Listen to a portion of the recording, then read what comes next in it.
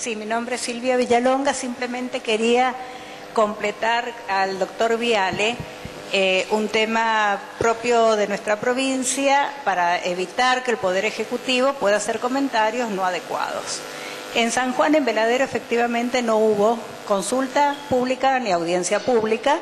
Todavía no estaba la Ley General del Ambiente ni la Ley Provincial. Sin embargo, para Pascualama sí tuvimos una consulta pública, antes que el Ejecutivo corrija. 11 tomos de este tamaño teníamos los ciudadanos, tiempo limitado para hacer las observaciones. Pero lo más escandaloso fue Hualcamayo y Casposo. Hualcamayo tuvimos 5 días para leer más de 5.000 hojas. Esa es la consulta pública que existe en San Juan y por eso quería completar tu exposición. Gracias. ¿Otra consulta?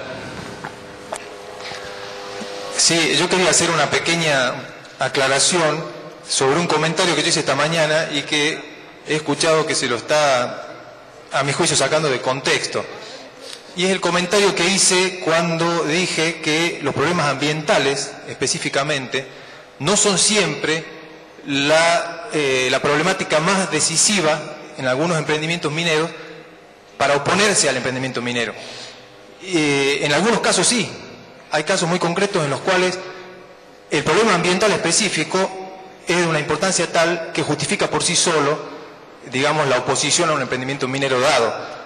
En otros casos no es así. Hay muchos casos en los cuales las empresas mineras pueden, con una inversión razonable, solucionar todos los problemas ambientales que surjan durante la explotación.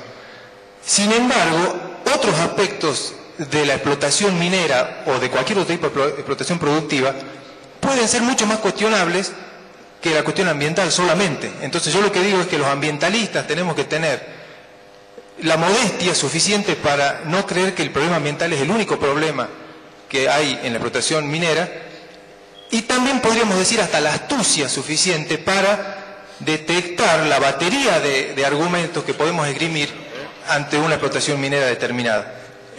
Lo cual no quiere decir que la cuestión ambiental no es importante. Y lo dije, me equivoqué, y nunca lo pensé y quiero hacer esa aclaración. Muchas gracias. Sí, yo te quería, perdón, yo le quiero contestar, sí. Yo quiero contestarte. Yo no estoy para nada de acuerdo con lo que acabas de decir con respecto a la minería. Es más, te escuché atentamente, no quise tampoco, eras panelista, pero entendamos esto. Empezaste diciendo que no conocías muy bien cómo era el sistema extractivo minero. Si empiezas a ver claramente cómo es el sistema extractivo minero, vas a ver que no tiene remediación posible. Recuerdo que agregaste después que le aconsejaste a la gente de Tilcara. Mira, yo te voy a aclarar. Cada vez que rompes un trozo de uranio, tú lo que haces es largar un gas que se llama radón. No lo controlas con nada. El radón viaja con un viento de 16 kilómetros por hora, 1000 kilómetros antes de que decaiga la mitad su capacidad radioactiva. Fui textual, Comisión Nacional de Energía Atómica, para que no haya... Hay que ser textual ahí, ¿viste? Es decir, yo te podría mencionar claramente, y más en el caso de Tilcara, porque es un tema de uranio, que creo que ahí fuiste un poquito desafortunado. No quiero polemizar porque nos vamos a ir, pero bueno, te quería corregir, sinceramente te tengo que corregir, que te adentres un poco en la cuestión minera para que veas lo que es un open pit y si eso tiene la posibilidad de ser remediado. Y te finalizo con esto.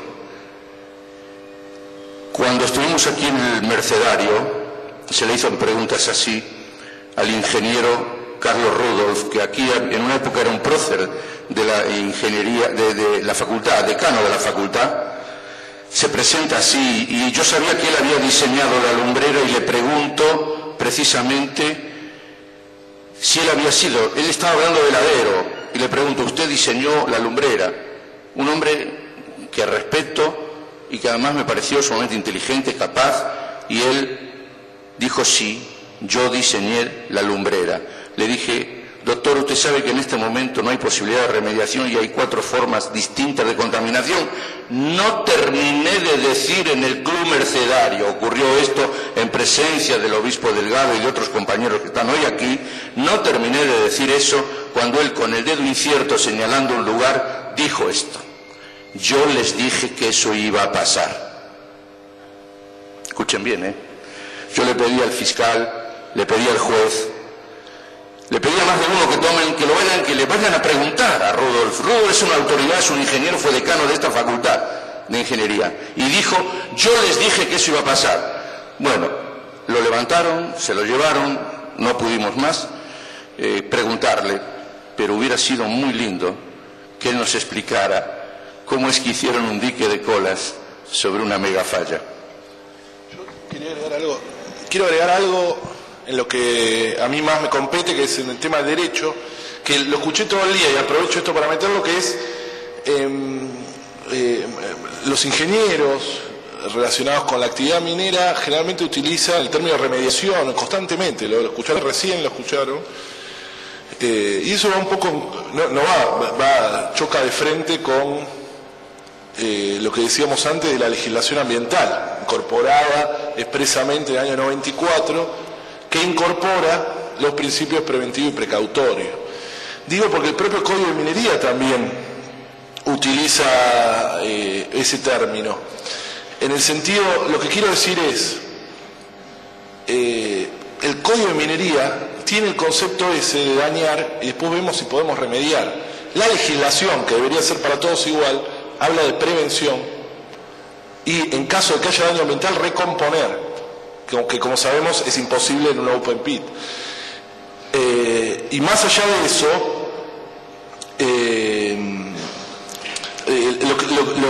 lo importante es saber cómo el Código de Minería se sustrae de la legislación general. Nosotros hablando con ingenieros en mina, dice, bueno, el principio preventivo y precautorio es de imposible aplicación en esta nueva minería. Si se aplicara sería no se podría realizar. Esto lo admiten expresamente los propios. ¿Consultas?